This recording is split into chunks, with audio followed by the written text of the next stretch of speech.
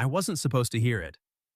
If she had hung up when she thought she did, or if I'd ended the call half a second sooner, or if I hadn't still been standing there with my phone in my hand like an idiot, none of this would have happened, but she didn't. And I did. And what I heard changed everything. Her name was Nora, and she had been my best friend for almost 6 years.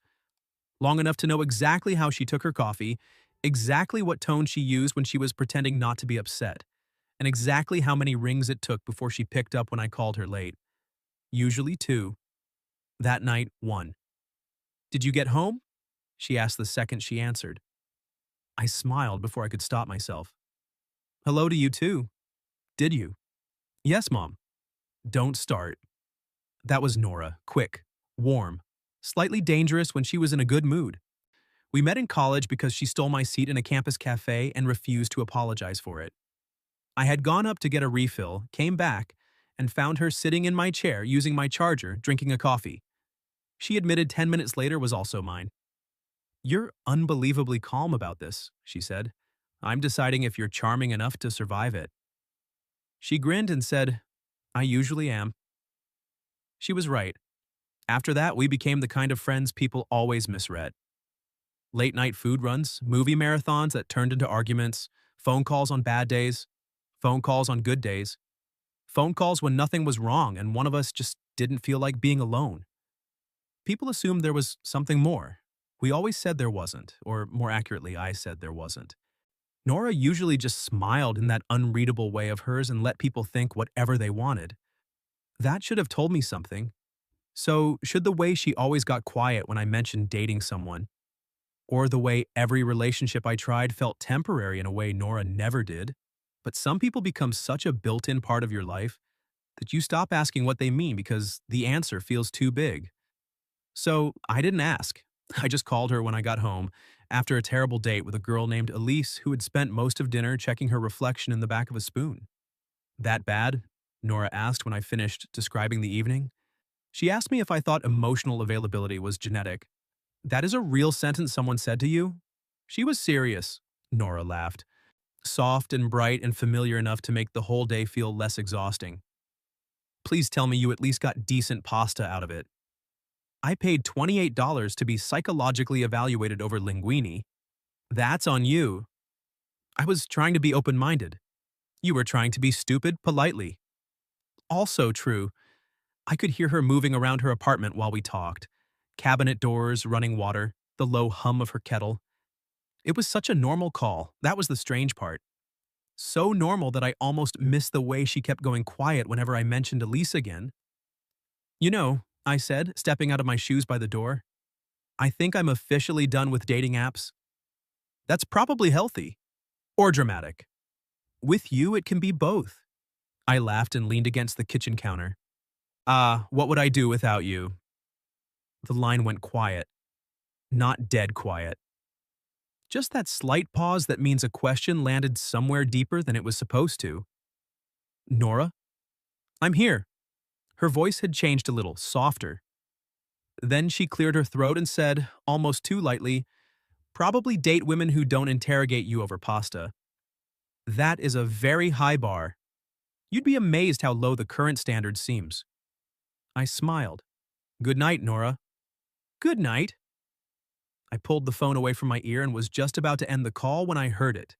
Not silence. Her voice.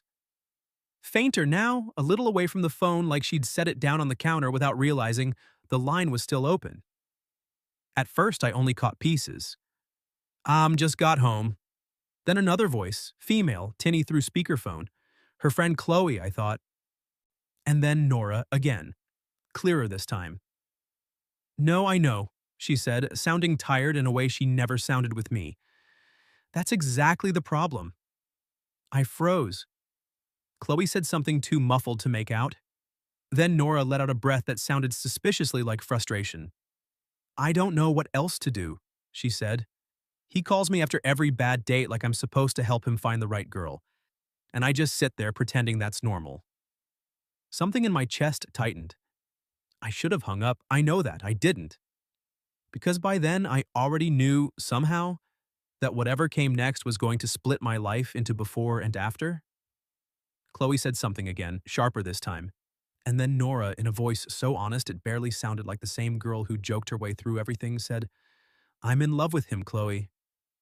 I have been for a long time, and I don't know how much longer I can keep acting like being his best friend is enough."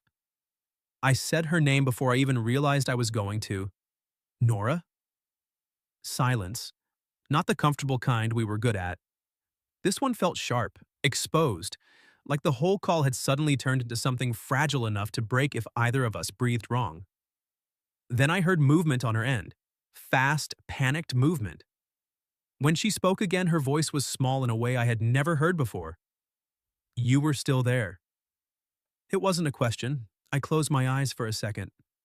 Yeah. The silence that followed was worse. Not because it was angry, because it wasn't. It was mortified.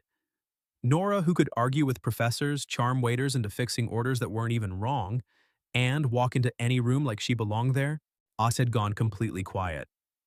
"I can explain," she said finally, and even she seemed to know how useless that sounded the second it left her mouth. "You don't have to explain it. That's easy for you to say." "No," I said softly. "It's really not." Another silence. Then, more quietly, "I didn't mean for you to hear that." "I know. And now everything's weird." That made something in me snap into place, because no part of me wanted this to become one more almost conversation we smoothed over and buried. Nora. "What?" "Don't decide that for me." She didn't answer right away, then she asked very carefully, "What does that mean?" I looked around my kitchen like the answer might be written somewhere between the sink and the stupid takeout menu on the counter. It wasn't. It was already inside me. And maybe it had been for longer than I wanted to admit. "It means," I said slowly, "I think I've spent a long time not asking myself the right question." I heard her breathe in. "What question?" "Why every girl I go out with feels wrong the second I start telling you about her." That got me another silence, but a different one this time. Not broken. Listening. I kept going before I could talk myself out of it. "You want the truth? I think I called you after bad dates because you were the person I actually wanted." I just never let myself finish that thought. I laughed once under my breath, which is a pretty embarrassing way to live in hindsight. When Nora finally spoke, her voice had changed again. Still nervous, but softer now, less afraid. "Are you saying this because you feel bad?" "No, because if you are, I need you not to." "I'm not." I leaned against the counter, suddenly too restless to stand still. "I'm saying it because the worst part of hearing what you said wasn't that it shocked me." I swallowed. It was that it made too much sense. I could almost feel her processing that through the line. Then she asked, "What do we do now?" I didn't hesitate this time. "I'm coming over." "What?" "I'm not having this conversation through a phone you accidentally didn't hang up." "Nate, I'm already putting my shoes back on." That got the smallest breath of laughter out of her, shaky and disbelieving. "You are impossible. You've known that for 6 years." "And yet," she murmured. "That one nearly got me. She lived 4 blocks away. I made it in under 5 minutes." When she opened the door, she was in an oversized cream sweater and soft gray shorts, hair loose, face still pink from the kind of embarrassment she clearly wasn't used to wearing. For a second, neither of us spoke. We just stood there looking at each other like the whole friendship had shifted slightly under our feet and neither of us trusted the floor yet. Then Nora said, "This is deeply humiliating for me." I smiled despite everything. "You still look better than I do." That's not comforting. It wasn't supposed to be. It was honest. That softened something in her face. She stepped aside and let me in. Her apartment looked the way it always did at night. Lamp on near the couch, one mug in the sink, blanket half falling off the armrest, but nothing about it felt normal anymore. Not with her standing there. I'm waiting for me to say the one thing I should have said long before tonight. So I did. "I'm sorry you had to accidentally confess before I figured myself out." Nora folded her arms. "That is somehow not the worst apology I've ever received." "I'm serious." "I know." Her voice softened. "That's why it's making this harder." I took a step closer. The truth is, I think some part of me has known for a while. I just kept hiding behind the fact that you were already in my life. Because if I looked at this directly, it stopped being safe. Her eyes stayed on mine. And now I think I'm done pretending the center of my life is somewhere else. The look on her face after that nearly undid me. Not dramatic, just open, hopeful in a way that seemed to scare her a little.